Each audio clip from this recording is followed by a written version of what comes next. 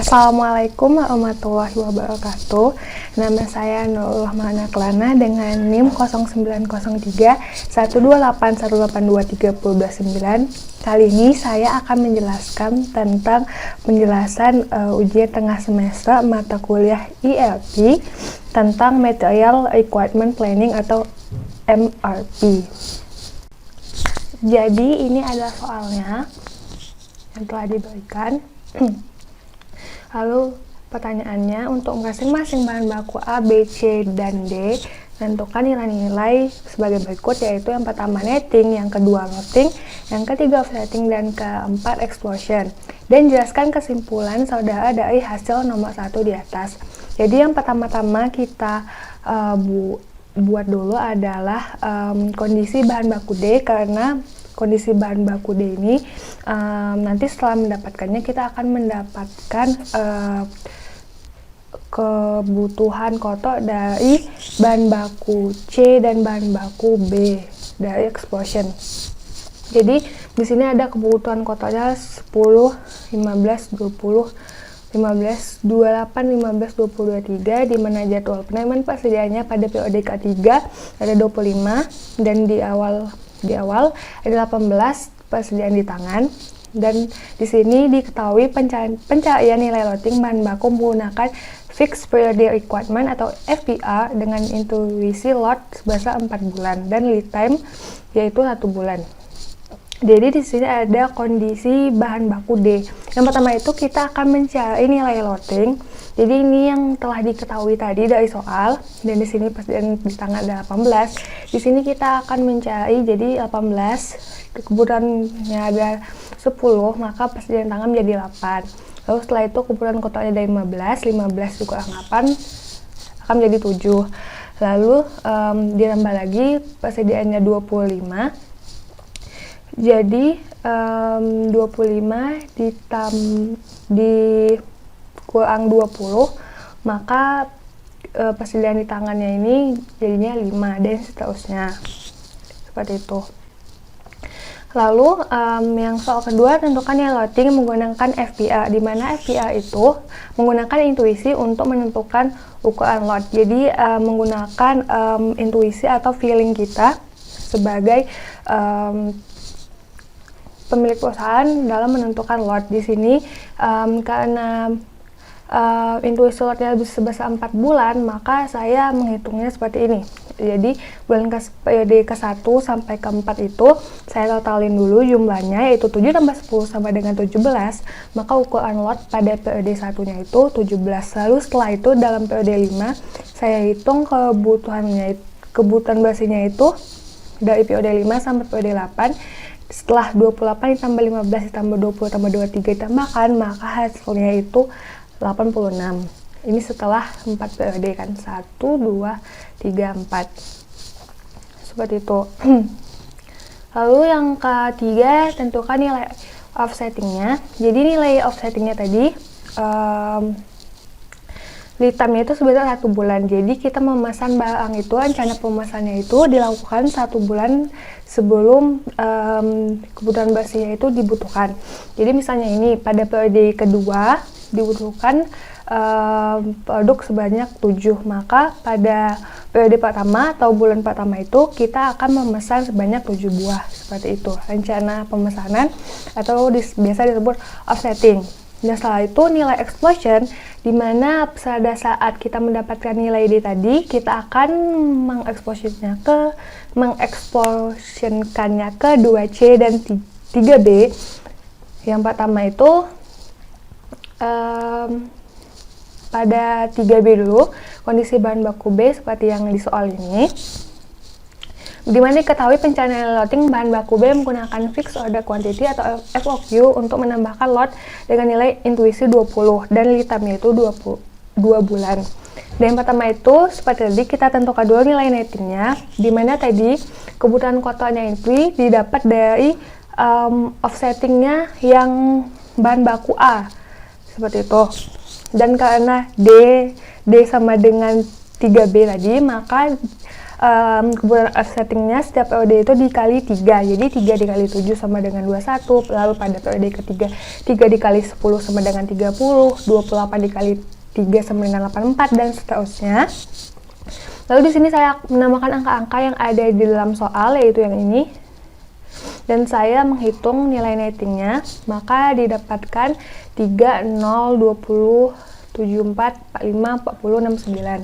Itu didapatkan dari, kan awalnya itu persediaan tangan dia 18, setelah itu kebutuhan kotornya 21, maka dibutuhkan kebutuhan basinya itu sebanyak 3, dan seterusnya. Lalu pertanyaan kedua, di mana tentukan nilai loading. Nilai loading di bahan baku B ini menggunakan FOQ, yaitu Fixed Order Quantity, di mana besaran lot tetap yaitu 20 tadi telah ditentukan dalam soal, tetapi pada pemesanan lot itu bisa berubah tergantung dengan kebutuhan kita.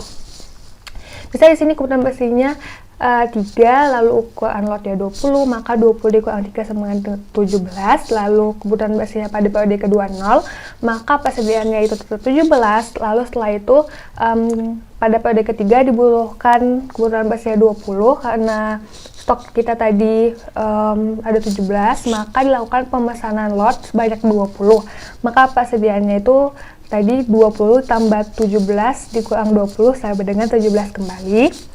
Lalu pada periode keempat dibutuhkan kebutuhan besi sebanyak 74. Nah, di sini karena tadi stok kita itu ada 17, maka kita memesan lot sebanyak 3 kali, yaitu 20 ditambah 20 ditambah 20, 60 ditambah 17, hasilnya itu 77. 77 dikurang 74 sama dengan 3, dan sampai seterusnya. Lalu tentukan nilai offsetting. Nilai offsetting ini tadi kan lead time-nya 2 bulan ya. Jadi rencana pemesannya itu dilakukan 2 bulan sebelum kebutuhan basinya itu dibutuhkan. Jadi seperti ini, pada periode pertama itu dibutuhkan kebutuhan basinya banyak 3, maka 2 bulan sebelum periode pertama itu kita harus memesan produk sebanyak 3. Misalnya itu periode pertama itu bulan Januari, maka kita memesan produk itu sebanyak 3 itu sekitar bulan November, Desember, Januari barang datang. Lalu selanjutnya pada bulan ketiga, di mana kebutuhan basinya itu sebanyak 20, maka kita memesannya 2 bulan sebelumnya, yaitu pada periode pertama atau bulan Januari. Selanjutnya seperti itu. 74, maka akan dipesan pada periode kedua. 45 yang dibutuhkan pada bulan kelima akan dipesan pada periode ketiga. Selanjutnya, karena tadi nilai D ini menentukan juga nilai explosion dari 2C, maka kita akan ke kondisi bahan 2C. Kondisi bahan baku 2C. Nih, kondisi bahan baku 2C, dimana ini adalah soalnya. Diketahui pencarian nilai loading bahan baku C menggunakan lot for lot, dan lead time-nya 1 bulan. Jadi tadi kan karena yang B itu 3B, maka kita kali 3, dan karena C itu 2C, maka kita kalikan 2 dari kebutuhan dari offsettingnya si bahan baku D tadi.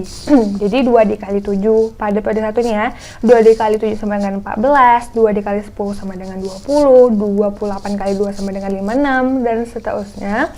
Lalu di sini yang hitam ini adalah diketahui dari soal, dan saya mencari nilai nettingnya.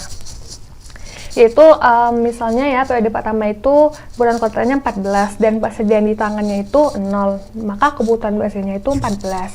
Bulan kedua karena tidak adanya kebutuhan, maka kita tidak ada. Selanjutnya pada bulan ketiga atau periode ketiga ada penambahan persediaan sebanyak 8 dan kita membutuhkan kebutuhan kotorannya 20, maka 20 dikurang 8 sama dengan 12. Lalu setelah itu pada periode keempat, di mana kita membutuhkan 56 dan ada penerimaan persediaan sebanyak 10, maka 56 dikurang 10 sama dengan 46 dan seterusnya. Lalu setelah itu pertanyaan kita hitung aja seperti ini, misalnya 40, penerimaan persediaannya 20, maka kebutuhan basisnya 20. Dan ini 46 karena tidak ada penerimaan persediaan, maka kebutuhan basisnya itu langsung 46 seperti itu. Selanjutnya kita tentukan nilai loading menggunakan L for L atau load for load, yaitu pola kebutuhan berubah-ubah dan tidak teratur. Jadinya lotnya ini dipesan sesuai dengan kebutuhan, jadi tidak adanya persediaan di gudang. Teknik ini itu bisa digunakan untuk menghemat kita dalam biaya penyimpanan. Jadi misalnya pada bulan pertama nih, bulan pertama ini kebutuhan basisnya 14, maka ukuran lotnya itu 14. Lalu pada bulan kedua kebutuhan basisnya itu 0, maka kita tidak memesan atau ukuran lotnya itu 0. Lalu pada bulan ketiga kebutuhan basisnya itu 12, maka ukuran lotnya 12. Jadi ukuran lotnya ini mengikuti ukuran kebutuhan basinya seperti itu. Lalu tentukan nilai offsetting, di mana nilai offsettingnya tadi lead time-nya itu 1 bulan. Jadi rencana pemesannya itu 1 bulan sebelum kebutuhan basinya itu dibutuhkan. Jadi misalnya ini pada periode 1 kebutuhan basinya dibutuhkan 14, maka sebulan sebelum bulan 1 itu kita akan memesan kebutuhan itu. Misalnya pada bulan Januari kita membutuhkan 14 stok, maka pada bulan Desember kita akan memesan. Selanjutnya kita ke exposure dari bahan baku C, dan di sini didapatkan hasil untuk kebutuhan kotak kondisi bahan baku A, di mana diketahui rata-rata kebutuhan dalam 8 bulan tersebut sebesar 450 unit dengan biaya pemesanan sebesar 2.000 per pesan dan biaya penyimpanan 2.500 per unit per periode. Dan penentuan loading bahan baku A menggunakan metode EOQ dan lead time-nya sebesar 1 bulan.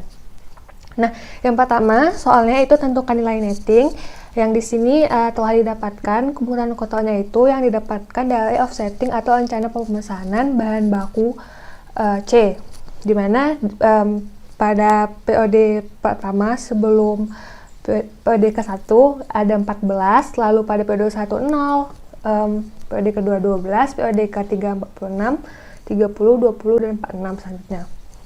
Setelah itu yang diketahui dari soal yaitu jadwal penerimaan persediaan pada periode ketiga 15 dan pada periode ke-6 itu 20, dan persediaan di tangan pada sebelum periode 1 itu sebanyak 22. Jadi di sini pada font yang berwarna merah saya telah menghitungnya, di mana kebutuhan kotaknya 14, lalu persediaan tangannya 22. Jadi 22 dikurang 14 sama dengan 8. Persediaan di tangan, lalu pada periode kedua di kebutuhan kotaknya itu dibutuhkan 12, maka persediaan di tangannya itu tadi kan awalnya 8, maka 12 dikurang 8, 0, dan kebutuhan basisnya itu menjadi 4. Lalu setelah itu pada periode ketiga di mana penerimaan persediaannya itu ada 15, tetapi dibutuhkan kebutuhan kotaknya 46, maka 46 dikurang 15 sama dengan 31, dan begitu sampai seterusnya. Yang kedua itu tentukan nilai loading menggunakan metode EOQ, di mana metode EOQ ini penentuan lotnya itu mencakup biaya pemesanan dan biaya penyimpanan. Tadi di soal kita mendapatkan biaya pemesanan yaitu sebanyak 2.000 per pesan dan biaya penyimpanan itu 2.500 per unit per periode. Maka di sini ada rumus EOQ-nya, di mana akar dari 2 kali D kali K per H, di mana K-nya itu adalah biaya pemesanan, D-nya itu adalah jumlah kebutuhan basinya, dan H-nya itu biaya penyimpanan. Jadi di sini mendapatkan 111 ini dari penambahan 4 tambah 31 tambah 30 tambah 20 dan tambah 26. Jadi 2 dikali 111 dikali 2000 dibagi 2500 itu 177,6, dan diakalkan mendapatkan hasil 13,326666 499, dimana kalau misalnya lotnya itu seperti kata Pak Fatoni itu dibulatkan ke atas dan tidak boleh ke bawah. Jadi di sini kita udah mendapatkan ukuran lotnya itu 14. Jadi pada periode pertama ukuran lot, kita memesan ukuran lot itu sebanyak 14, maka persediaannya tetap 14 karena kebutuhan baksinya itu tidak ada. Lalu pada periode kedua itu kebutuhan baksinya itu 4, maka persediaannya itu 14 dikurang 4, maka persediaannya itu 10. Lalu setelah itu pada periode ketiga, di mana kebutuhan baksinya itu sebanyak 31, kita memesan lot 2 kali, 14 tambah 14 itu 28 ditambah 10 sama dengan 38 dikurang 31, maka persediaannya menjadi 7. Nah, pada periode keempat juga kita memesan 2 lot, yaitu 14 tambah 14 ditambah 7 sama dengan 35, di mana 35 dikurang 30 sama dengan 5, dan begitu seterusnya. Dan biaya, kita akan menghitung biaya pemesanannya. Biaya pemesanannya itu banyaknya kita memesan lot dikali dengan biaya pemesanan. Jadi tadi kan kita telah memesan lot itu sebanyak 1, 2, 3, 4, 5, 6, 7, 8. Jadi 8 dikali 2000 sama dengan 16.000. Dan biaya penyimpannya itu adalah banyaknya jumlah persediaan yang ada di gudang dikalikan dengan biaya penyimpanannya, yaitu 1.500. Jadi yang tadi 14 ditambah 10 ditambah 7 ditambah 5 tambah 13 ditambah 1 sama dengan 50 dikali 2.500, maka hasilnya itu 125.000, dan total biayanya itu total biaya penyimpanan dan ditambah total biaya pemesanan 16.000 tambah 125.000 sama dengan 141.000. Dan yang ketiga itu tentukan nilai offsetting. Nilai offsettingnya itu yang ini yang berwarna merah, dimana tadi lead time-nya itu sebulan. Jadi lead time-nya itu sebulan, dimana rencana pemesannya itu dipesan sebulan sebelum kebutuhan baksinya itu dibutuhkan. Jadi misalnya itu pada periode kedua dibutuhkan sebuah kebutuhan baksinya 4, maka pada periode pertama atau sebulan sebelum periode kedua itu dipesan kebutuhan baksinya itu sebanyak 4. Seperti ini juga pada periode ketiga dibutuhkan 31 stok, maka pada periode kedua itu dipesan 31 stok, seperti itu. Selanjutnya saya akan menuju soal yang tambahan. Ini soal tambahan di mana selanjutnya saya akan menuju soal tambahan yang diberikan hari ini. Soal nomor 1, jelaskan apa yang dimaksud dengan one input multiproses dalam penerapan ERP dan berikan contoh implementasinya di suatu sistem informasi rumah sakit. Jadi, one input multiproses berarti adalah saat kita menginput data sekali, tetapi data tersebut dapat digunakan untuk kebutuhan dan transaksi yang berbeda-beda. Misalnya ada 1 kali proses input, maka komponen pembentuk sistem akan terintegrasi tanpa adanya interaksi atau user perlu input ulang. Misalkan ada data baru dimasukkan dalam satu modul, maka submodul lain akan saling berkaitan dan terintegrasi dan secara otomatis akan berubah otomatis atau pada saat itu pada saat itu juga.